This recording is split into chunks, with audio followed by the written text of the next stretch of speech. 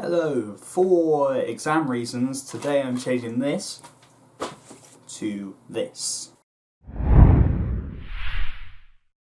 And if I get it right, it should hopefully be a helpful revision source. So today I'm going to be analysing The Break of Day by John Donne. If you have the same copy as me, you'll find it on page 16. So, first of all, context. This poem is clearly written by a far younger John Donne, who has interest in love and sleeping and sex, and kind of less respect for the older, and rejects a lot more of social norms and not so much of a relation to religion yet. So the poem opens with, "'Tis true, 'tis day, what though it be?"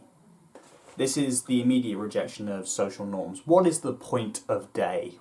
So it's day now, but what do we do because it is day? Oh, wilt thou therefore rise from me?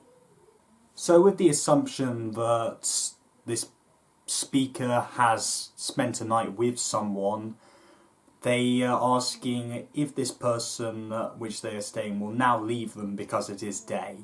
This gets explained maybe slightly later in the poem that this person may not necessarily even want to leave them, but just because of what they do in the world might make them have to leave. Why should we rise because 'tis light?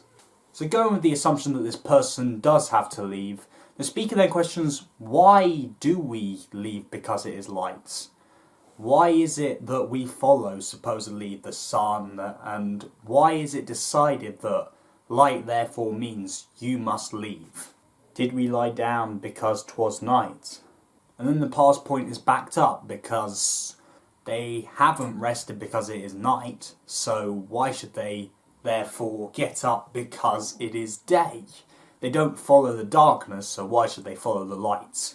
Love, which in spite of darkness brought us hither. And then we start this hint of love being more powerful than day and night, because love, in despite of the darkness, has brought us here. Love is more powerful than darkness, should in despite of light keep us together. So therefore, love is also more powerful than light. So quick recap of that stanza. That was 6 lines long and had 3 couplets, joining every 2 lines together. And it was almost as if we had, first of all, the problem, then questioning the problem, and then the solution to the problem. Or that is how I saw the first stanza. Light have no tongue, but it is all eye. If it could speak as well as spy, this were the worst that it could say. Light cannot speak, but it can see everything which we are doing. If it could also speak to us, this is the worst which it could say. That, being well, I fain would stay, and that I loved my heart and honour so, that I would not from him that had them go. The speaker here, we do now finally realise, is actually a woman. John Donne has written a woman as their speaker, who is saying that the worst which light can say is that she will be loyal to her man and she will love him. So rather than this questioning of light now, it basically says that light has no power over us. If it did have power over us, all it could say is that we love each other. So why do we still follow light?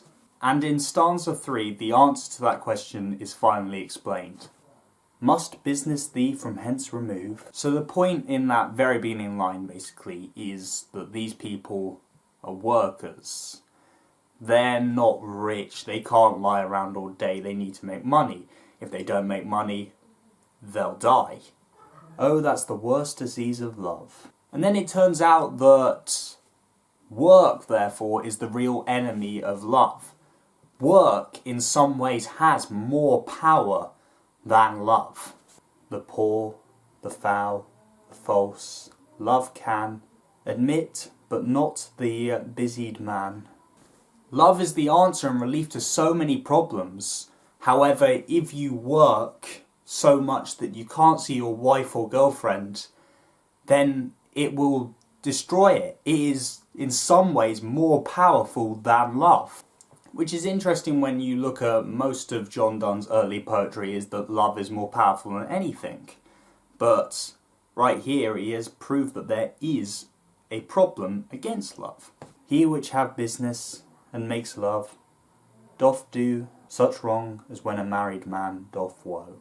And then the speaker goes one step further and says basically that if you are working so hard and making love, then you are doing just as wrong as if a married man was having an affair. So a very, very brief summary of this poem basically is that why do we follow light if love is more powerful? And the truth is, it's work. We have to work, and work is what destroys love.